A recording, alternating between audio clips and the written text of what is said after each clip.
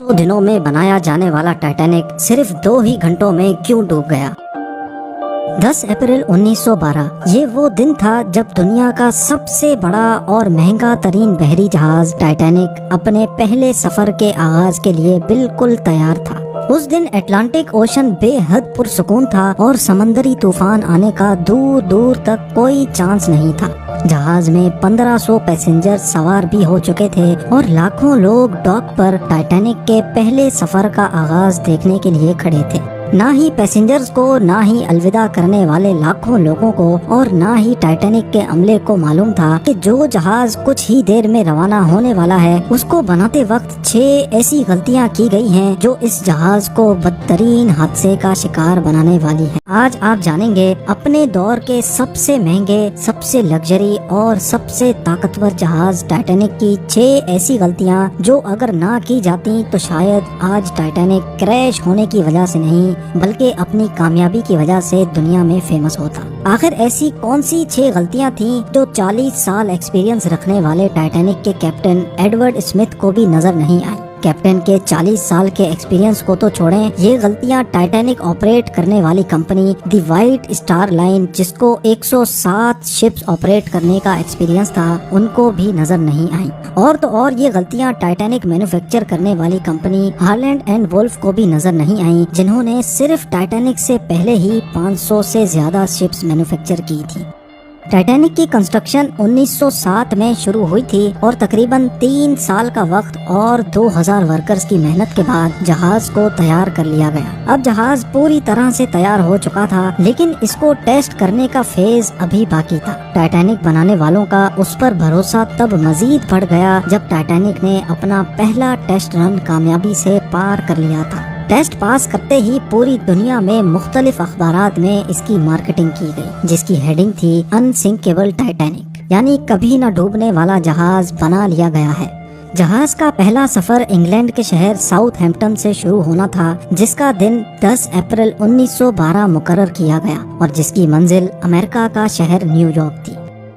Titanic کے economy portion میں سفر کرنے کی قیمت $30 جبکہ فرسٹ کلاس میں سفر کرنے کی $150 تھی جو آج کے دور میں 3,40,000 روپے بنتے ہیں۔ اس مارکیٹنگ کے نتیجے میں یکا یک ساری ٹکٹس بک کر لی گئیں اور آخرکار وہ دن آ ہی گیا جب ٹائٹینک اپنے پہلے سفر کا آغاز کرنے والی تھی۔ مسٹیک نمبر 1، دوپہر کو ٹھیک 12 بجے ٹائٹینک نے اپنے پہلے سفر کا آغاز کر دیا اور ساتھ ہی ٹائٹینک کی غلطیاں سامنے آنا شروع ہو گئیں۔ کیپٹن اسمتھ کو مالکان کی طرف سے ڈیڈ لائن مل چکی تھی کہ کسی بھی صورت میں 17 اپریل تک یعنی صرف 7 ہی دنوں میں نیو یارک پہنچنا ہے۔ اسی وجہ سے کیپٹن نے جہاز کی رفتار شروع سے ہی بہت تیز رکھی تھی اور یہی تھی ٹائٹینک کی سب سے پہلی غلطی۔ کیپٹن اسمتھ کو مالکان کی دی گئی انسٹرکشنز اور پریشر کی وجہ سے نیو یارک جلد سے جلد پہنچنا تھا کیونکہ یہ ٹائٹینک کا پہلا سفر تھا اور اگر وہ نیو یارک ٹائم سے نہ پہنچتے تو ٹائٹینک کی ریپوٹیشن کو کافی نقصان ہوتا۔ دنیا کی کوئی بھی گاڑی ہو، مشین یا پھر جہاز، ان کے کئی آپریٹنگ پروسیجرز ہوتے ہیں جن میں اسپیڈ لمٹ بھی ان پروسیجرز کا ایک پارٹ ہوتا ہے اور وہ پارٹ ٹائٹینک کے سفر کے آغاز میں ہی وائلیٹ کیا گیا تھا۔ تھوڑی ہی دیر میں جہاز ساؤتھ ہیمپٹن کے پورٹ کو اتنا پیچھے چھوڑ گیا کہ اب دور دور تک نیلے سمندر کے علاوہ کچھ نظر نہیں آ رہا تھا۔ مسٹیک نمبر 2، اب ٹائٹینک کو چلتے ہوئے 3 دن گزر چکے تھے۔ فرانس اور آئرلینڈ میں تھوڑی دیر کے اسٹاپ کے علاوہ ٹائٹینک پچھلے 72 گھنٹوں سے مسلسل نیو یارک کی طرف بڑھتا چلا جا رہا تھا۔ یہ 14 اپریل 1912 کی شام تھی۔ سمندر پر ہر طرف خاموشی اور دھند چھائی ہوئی تھی جس کی وجہ سے ویزیبلٹی بھی کافی کم ہو چکی تھی۔ اسی رات ایک اور بحری جہاز جو کہ ٹائٹینک سے کچھ گھنٹے ہی آگے تھا، اس کے کیپٹن نے وائرلیس پر ٹائٹینک کو سمندر پر تیرتی ہوئی چٹانیں یعنی آئس برگز کے بارے میں وارننگ دی تھی۔ ایکسپرٹس کا ماننا ہے کہ یہ وارننگ کم سے کم بھی 6 بار دی گئی تھی لیکن وائرلیس آپریٹرز کی کوتاہی کی وجہ سے انتہائی امپورٹنٹ وارننگز ان سے مس ہو گئی۔ ان کے لیے شاید یہ نارمل بات تھی لیکن یہی تھی ٹائٹینک کے عملے کی دوسری غلطی، کیونکہ ٹائٹینک اپنے طرز کا پہلا لگژری جہاز تھا اور اس میں کئی VIPs بھی موجود تھے۔ اسی وجہ سے زیادہ تر ٹائٹینک کا عملہ فرسٹ کلاس پیسنجرز کی خدمت میں مصروف تھا۔ اگر ان وارننگز کو سیریس لیا جاتا تو آگے کا پورا سین ہی الگ ہوتا۔ مسٹیک نمبر 3، جہاز کی اسپیڈ بھی زیادہ تھی اور ان سے ایک بہت امپورٹنٹ وارننگ بھی مس ہو چکی تھی۔ ٹائٹینک اب تیزی سے انتہائی بے خوف انداز میں آئس برگ کی رینج میں بڑھتا چلا جا رہا تھا، لیکن ابھی بھی ٹائٹینک کو حادثے سے بچایا جا سکتا تھا کیونکہ جہاز کے پہرے دار الرٹ تھے جو کسی بھی آئس برگ کی اطلاع دور سے دیکھنے پر ہی کیپٹن کو دینے کے لیے ریڈی تھے۔ لیکن دور سے دیکھنے کے لیے ان کے پاس ایک چیز موجود ہی نہیں تھی اور وہ چیز تھی دوربین۔ جی ہاں، پہرے دار الرٹ تو تھے لیکن وہ آئس برگ کو دوربین نہ ہونے کی وجہ سے دور سے نہیں دیکھ سکے، اور یہی تھی ٹائٹینک کی تیسری غلطی۔ آئس برگ کی خبر کیپٹن اسمتھ کو اس وقت ہوئی جب جہاز کے پہرے داروں نے خبر دی کہ جہاز کے بالکل سامنے ایک فٹ بال فیلڈ کی سائز جتنا آئس برگ ہے، لیکن اب بہت دیر ہو چکی تھی کیونکہ آئس برگ انتہائی قریب آ چکا تھا۔ مسٹیک نمبر 4، کیونکہ اٹلانٹک اوشن میں اکثر شپس کو ایسے آئس برگز کا سامنا کرنا پڑتا ہے جس کو بڑے بڑے بحری جہاز آرام سے ہینڈل کر لیتے ہیں، شاید کیپٹن اسمتھ نے بھی یہی سوچا تھا۔ آئس برگ کی خبر ملتے ہی کیپٹن اسمتھ نے جہاز کے انجن بند کرنے کا حکم دیا اور ساتھ ہی ٹائٹینک کا رخ بدلنے کا بھی آرڈر دیا۔ بے شک کیپٹن اسمتھ نے آئس برگ سے بچنے کی بہت کوشش کی، لیکن فاصلہ اتنا کم رہ گیا تھا کہ کچھ بھی کرنا فضول ثابت ہوا۔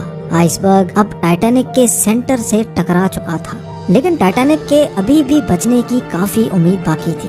یہ امید باقی رہ گئی تھی کہ شاید آئس برگ جہاز کی باڈی کو نقصان نہ پہنچائے یا پھر آئس برگ جہاز سے ٹکراتے ہی خود ہی ٹوٹ جائے، اور شاید ہوتا بھی ایسے ہی اگر ٹائٹینک کی چوتھی غلطی اپنا کام نہ دکھاتی۔ ایکسپرٹس کا ماننا ہے کہ ٹائٹینک کی باڈی پر جو ریوٹس لگی تھیں وہ اسٹیل کی نہیں بلکہ کاسٹ آئرن کی بنی تھی۔ ان ریوٹس کا کام لوہے کے بڑے بڑے پیسز کو آپس میں جوڑے رکھنا ہوتا ہے، لیکن چونکہ کاسٹ آئرن اسٹیل سے نرم ہوتا ہے، اسی وجہ سے جس جگہ آئس برگ ٹائٹینک کی باڈی سے ٹکرایا وہاں کے ریوٹس پریشر کی وجہ سے کھل گئے، اور پھر وہی ہوا جس کا ڈر کیپٹن اسمتھ کو تھا۔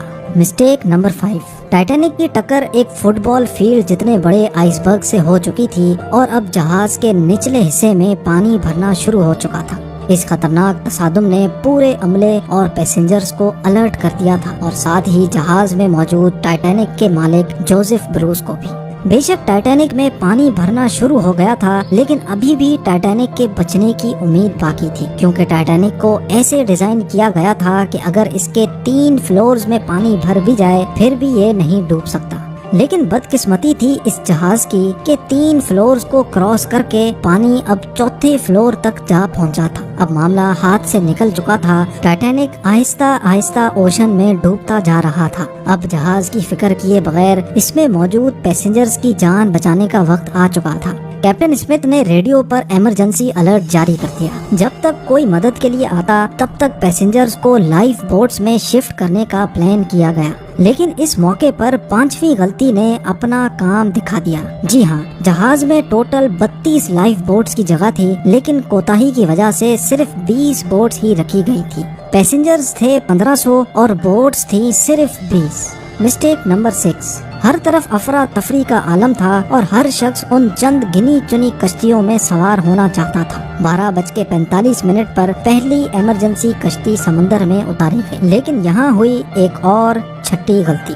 افراتفری کے عالم میں کشتیوں کو پورا بھرے بغیر ہی سمندر میں اتار دیا گیا، جس میں زیادہ تر فرسٹ کلاس پیسنجرز کو ترجیح دی گئی تھی، یعنی جو لوگ زیادہ امیر تھے ان کو پہلے بٹھایا گیا تھا۔ کشتیوں میں اگر زیادہ پیسنجرز کو بٹھایا جاتا تو انسانی جانیں کم ضائع ہوتی۔ اب جہاز تیزی سے سمندر میں ڈوبتا جا رہا تھا۔ 2:18 پر شارٹ سرکٹ کی وجہ سے ٹائٹینک کی ساری روشنیاں بجھ گئی تھی اور اگلے ہی لمحے جہاز ٹوٹ کر 2 حصوں میں تقسیم ہو گیا۔ یوں ٹائٹینک کو سمندر کے اندر مکمل طور پر ڈوبنے کے لیے 2:40 لگے، اور اس طرح 1500 لوگ اٹلانٹک اوشن کے ٹھنڈے پانی میں ڈوب کر مر گئے۔ آپ کو ایک اور بات بھی بتاتے چلیں کہ پانی کا ٹیمپریچر اس وقت -2 ڈگری سینٹی گریڈ تھا، مطلب اگر پیسنجرز اس ٹھنڈے پانی میں چھلانگ بھی لگاتے تو بچنے کا کوئی چانس نہیں تھا، کیونکہ انسان اتنے کم ٹیمپریچر میں 30 منٹ سے زیادہ زندہ نہیں رہ سکتا۔